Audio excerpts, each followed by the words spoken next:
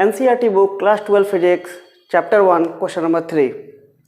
और question number 3 यह कहता है कि आपको एक रेशियो दिया गया है ke² upon g mass of electron into mass of proton, और ये प्रूफ करना है हमें कि ये डायमेंशनलेस होगा। So let's move to the solution. Okay, तो दिया गया आपको ke² where k is capital K, E is the charge of an electron, G mass of electron and mass of proton। Okay, हमें क्या देखना है, डायमेंशन लेस है कि नहीं ये देखना है। सपोज करते हैं कि यह एक कोई फिजिकल क्वांटिटी है, ओके, और इसको हम लोग नाम दे देते हैं x। ओके, सो हमें चेक करना है कि x डायमेंशन लेस है या नहीं है। Got it. तो सबसे पहले क्या करेंगे, हम डायमेंशन निकालेंगे, सब पर डायमेंशनल फार्मूला लिखेंगे। बिकॉज के इज अ कांस्टेंट, और ये कांस्टेंट की वैल्यू कितनी है, और ये डायमेंशनलेस कांस्टेंट नहीं है तो इसका कोई डायमेंशन होगा। तो अगर आप कूलम्स लॉ जानते होंगे, मैंने लास्ट 2 क्वेश्चंस में डिस्कस किया था उसे, कि कूलम्स लॉ होता है k into Q1 Q2 upon R²। तो अगर k का यूनिट निकालते हैं तो यह हो जाएगा FR² divided by Q1 Q2 के यूनिट के। और इसका अगर डायमेंशनल फार्मूला निकालते हैं तो आपको लिखना होगा फोर्स का डायमेंशनल फार्मूला, आर का डायमेंशनल फार्मूला और Q1 Q2 का डायमेंशनल फार्मूला। ओके, तो आगे आप लिख सकते हैं फोर्स का डायमेंशनल फार्मूला होता है MLT-2। आप गलती नहीं करेंगे कि फोर्स का डायमेंशन नहीं बोलेंगे इसको। ओके, बहुत लोग गलती करते हैं, वो बोलते हैं कि फोर्स का डायमेंशन MLT-2 होता है, तो वो गलत बोलते हैं।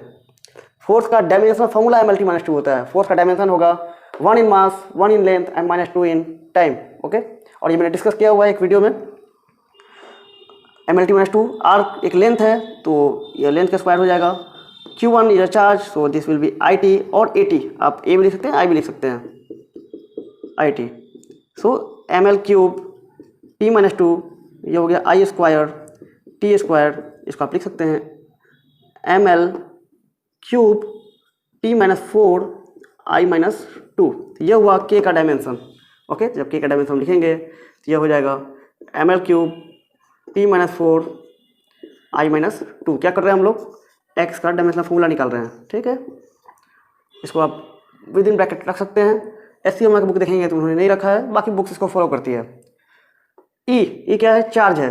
चार्ज क्या होता है, IT होता है उसका, सो IT का square. Okay, G is the gravitational constant, तो हमें G का फिर डायमेंशनल फॉर्मूला निकालना पड़ेगा। G क्या होता है, अगर आप न्यूटन्स ग्रेविटेशनल लॉ देखें तो F equal to G m1m2/r²। So G equals हो जाएगा FR²/m1m2। उसी तरह G का डायमेंशनल फॉर्मूला निकालेंगे तो यह होगा MLT-2 into L² divided by m²। तो ये हो जाएगा m-1 L³ T-2। और बेटर होगा आप याद कर लें इसको। तो G का डायमेंशनल फॉर्मूला हो गया m-1 L³ और T-2। Got it. चलिए, इंटू मास ऑफ इलेक्ट्रॉन, मास है तो उसका कैपिटल M, ये भी मास है कैपिटल M। अगर इसको हम इक्वेट करते हैं सबको तो m⁻1 m⁻, ये भी 1 हो जाएगा, और ये कैंसिल हो जाएगा यहाँ पे एक्चुअली, तो ये पूरा कंप्लीटली 0 हो जाएगा। देखिए -1 1 0, ये m⁻1 m⁻1 कट जाएगा तो m⁻ मिलेगा हमें 0। L³ कट गया तो L⁻0। T⁻⁴, यहाँ पर T का स्क्वायर है तो T⁻⁻2 बचा ऊपर, और नीचे T⁻⁻2 है, कट जाएगा ये, तो T⁻0। अगेन I⁻⁻2 है, I का स्क्वायर है, ये 0 हो गया, और नीचे I है ही नहीं तो I⁻0। तो आप देख सकते हैं कि डायमेंशन ऑफ x इज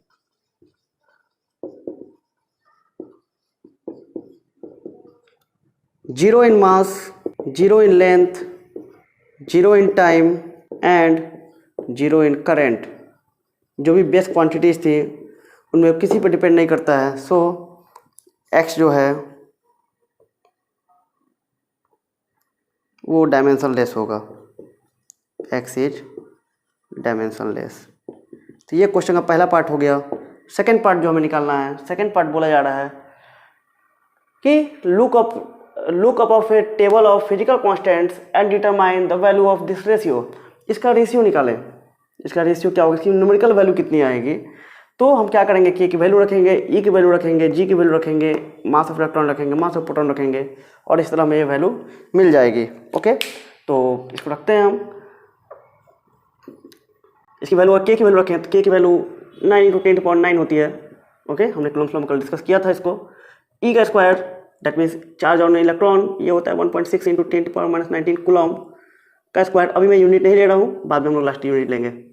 और यूनिट क्या आएगा, कोई यूनिट नहीं होगा इसका, क्योंकि ये डायमेंशन लेस है और यूनिट लेस भी होगा। जी क्या होता है 6.67 इंटू 10⁻11 होता है। जी यहाँ पे जो है वो है gravitational constant, universal gravitational constant.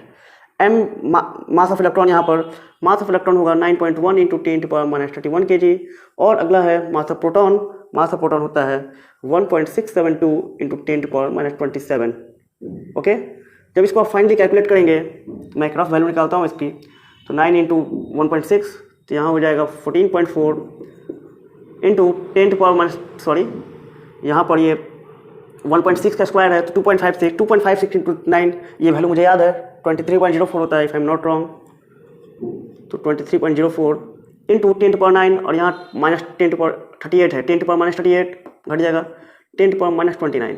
Okay, अब आप देखेंगे 6.67 इंटू 9.1 इंटू 1.6 तो ये लगभग हो जाएगा 16 इंटू 9 144, ये राउंड हो जाएगा 150 के, और इंटू 6.5 से अगर गुना करते हैं अगर हम तो 1.5 into 6.5 this will be around 10, around 10 हम ले सकते हैं इसको। ओके, 9.1 इंटू 1.6 ये 100 हो जाएगा टोटल इसकी वैल्यू। दिस वन 10⁻11 10⁻31 10⁻27 ये हो जाएगा 11 31 42 27 69। इस तरह ये वैल्यू मिलेगी हमें अराउंड, अगर इसको हम लिख लें 2.304 इंटू 10⁻29 और इसको अगर हम लिख लें 10⁻67 तो ये वैल्यू अराउंड मिलेगी 2.3 इंटू 10 टू अराउंड वैल्यू है ये -69 ऊपर जाएगा तो ये 38 29 सॉरी यहाँ पर 2.304 होगा तो 28 हो जाएगा, तो ये हो जाएगा 39 10.39 और इसी के अराउंड कुछ आंसर होना चाहिए। सो रेशियो हमने निकाल लिया, हमें प्रूफ करना था डायमेंशन लेस, हमने डायमेंशन लेस प्रूफ कर दिया और रेशियो हमने निकाल लिया 2.3 इंटू 10⁻39। आगे देखते हैं, बोला गया what does the ratio signify, ये रेशियो क्या सिग्निफाई करता है, क्या दर्शाता है ये। तो इसमें दो चीज़ें दर्शाती है ये चीज़।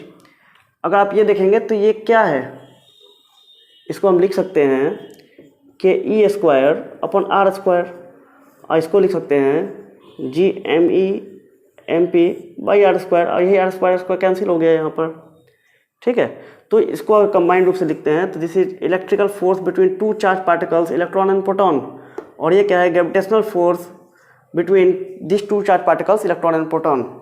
तो जो हमने निकाला x वो क्या है, the electrical force and the gravitational force के बीच का रेशियो है ये, और ये वैल्यू डिनोट करता है कि इलेक्ट्रिकल फोर्स 2.3 इंटू 10⁻39 टाइम्स बड़ा होता है ग्रेविटेशनल फोर्स से for any value of r, for any value of r।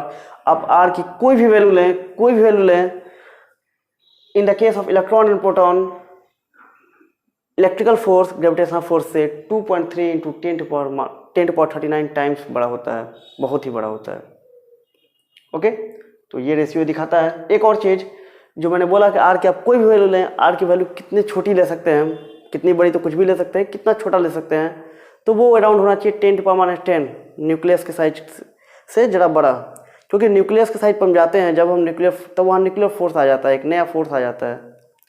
ठीक है, वहाँ पर इलेक्ट्रोस्टैटिक फोर्स काम नहीं करता है, तो उस फोर्स को हम कंसिडरेशन नहीं ले सकते हैं। सो आप आर की कोई वैल्यू लीजिए 10⁻10 से लेकर बड़ी, जहाँ तक लेना है वहाँ तक लीजिए। हर केस में दो इलेक्ट्रॉन या एक इलेक्ट्रॉन प्रोटॉन या फिर दो प्रोटॉन के बीच जो फोर्स होगा इलेक्ट्रिकल फोर्स, वो ग्रेविटेशनल फोर्स से 2.3 इंटू 10⁻39 टाइम्स बड़ा होगा। ओके, तो ये क्वेश्चन नंबर 3 हो गया। नेक्स्ट मूव करते हैं हम लोग क्वेश्चन नंबर 4 पे।